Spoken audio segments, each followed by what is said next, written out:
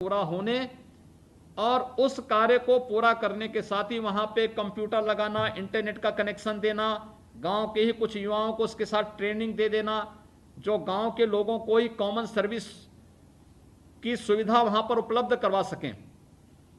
Banking क्रॉसपॉन्डेंट सखी ग्राम पंचायतों में भर्ती हुई होंगी या हो रही होंगी, उनको वहां पे बैठने की व्यवस्था करना। बहुत सारी गतिविधियां आप एक जगह से संचालित कर सकते हैं।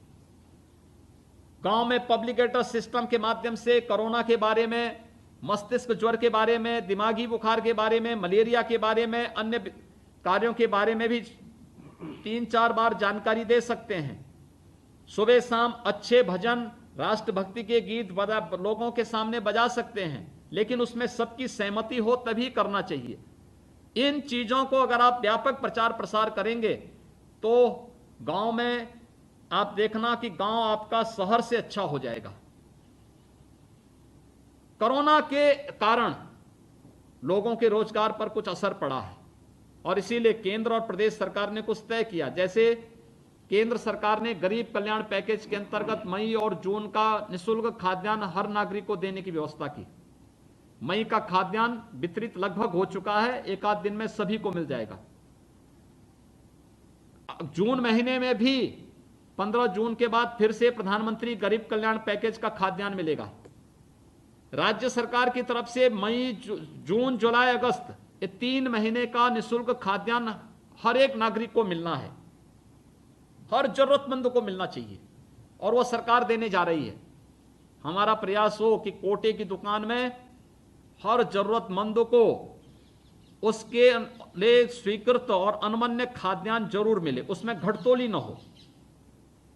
अगर हम ये काम अपने गांव में बिना भेदभाव के करते, याद रखना आप ग्राम प्रधान बन चुके हैं, अब आपकी कोई पार्टीबाजी नहीं।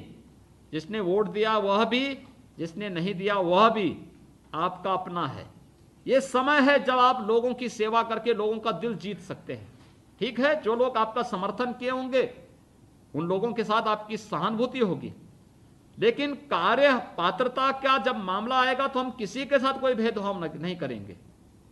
किसी का शौचालय, किसी का मकान, प्रधानमंत्री आवास योजना में, मुख्यमंत्री आवास योजना में मकान उपलब्ध करवाने की व्यवस्था, किसी गरीब को पेंशन देने की व्यवस्था, किसी विधवा को पेंशन देने की व्यवस्था, या फिर कोई गरीब है, बीमार है, कोई व्यवस्था नहीं, आयुष्मान भारत का कार्ड उसका बनवाइए, 5 लाख रुपए की स्वास्थ्य सुविधा उसको मिल सकती है, प्रधानमंत्री जी ने पहले से ही उपलब्ध करवाया है।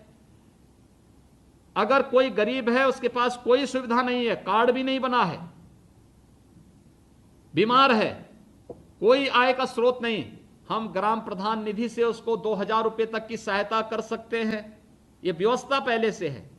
अगर किसी की दुखद मौत हुई है, निराश्रित है, कोई देखभाल करने वाला नहीं, या परिवार की आय नहीं कि वो अंतिम संस्कार कर सके, 5000 रुपए तक की सहायता आप ग्राम प्रधान निधि से उसको कर सकते हैं।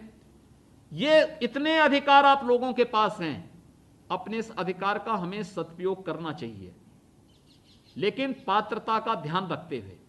अगर हम इस कार्य को करेंगे, आप देखना आपकी लोकप्रियता उसी प्रकार से आगे बढ़ेगी जैसे शिवचरण जी ने लखीमपुर खीरी में निर्विरोध प्रधान बनकर के वहां पर उन्होंने एक नया कीर्तिमान स्थापित, 4थी बार ग्राम प्रधान बने हैं।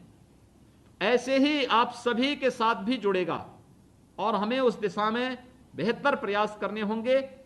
कोरोना कालखंड में सावधानी और सतर्कता बहुत आवश्यक है। मैं आप सबसे अपील करूंगा कि हम हर व्यक्ति को इसके लिए सतर्क रखें, सावधान रखें।